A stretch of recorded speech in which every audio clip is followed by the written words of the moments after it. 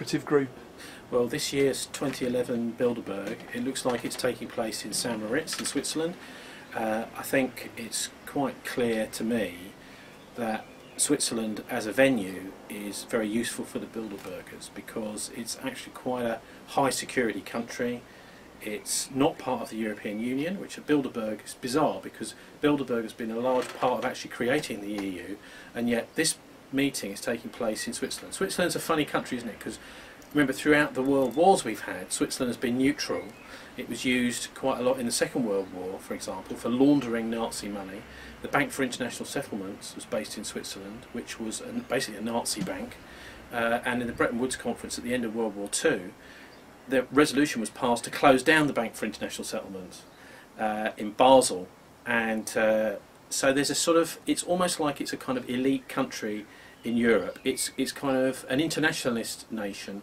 There is also quite a lot of democracy in Switzerland, but it's a funny place. It's quite cold. If you ever go to a place like Zurich, particularly the German parts of Switzerland, you find it's actually quite a cold country. The people aren't very warm, and it's a very, very money-based economy, clearly. You know, we've got all these numbered Swiss bank accounts, which Switzerland's famous for, and these are very dangerous. The reason why is because they can be used anonymously for transferring money.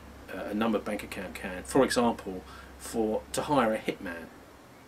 It's very difficult then to trace who has actually paid for that hitman to murder somebody because it's gone through this numbered Swiss bank account.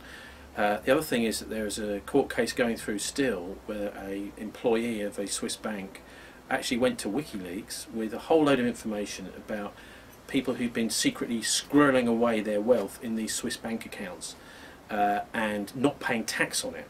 And of course this is one of the major problems we've got in the economic crisis throughout Europe and the United States, is a lot of the most wealthy people saw this coming and they made sure that their wealth was hidden, so it hasn't been taxed, and so therefore they're able to ride out this wave of austerity, keeping their savings intact. Now, in any kind of democratic society, what would be happening now is you'd have the wealthy being taxed to pay for public services.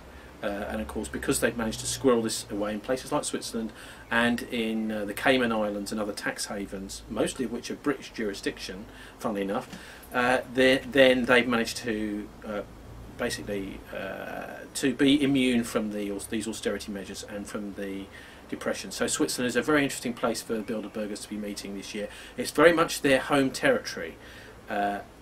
With the banking system, a lot of the world banking's the most important banks in the world based in Switzerland, and what with the UN in Geneva, a lot of these internationalist institutions are based there, and Switzerland seems to be almost like immune